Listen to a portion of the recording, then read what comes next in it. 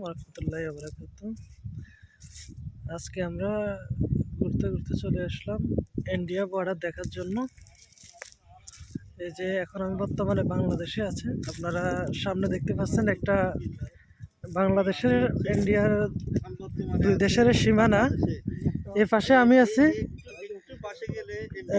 ইন্ডিয়াতে। এটা হলো বাংলাদেশ 2114 নম্বর ফিলার। আর এখন বর্তমানে আমি আছি ইন্ডিয়াতে।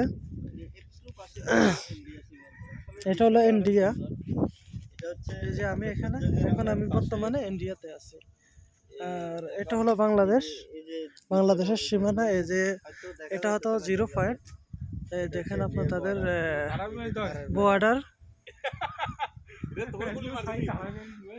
এই দেখেন তাদের বর্ডারের ক্যাম্পের বিল্ডিং।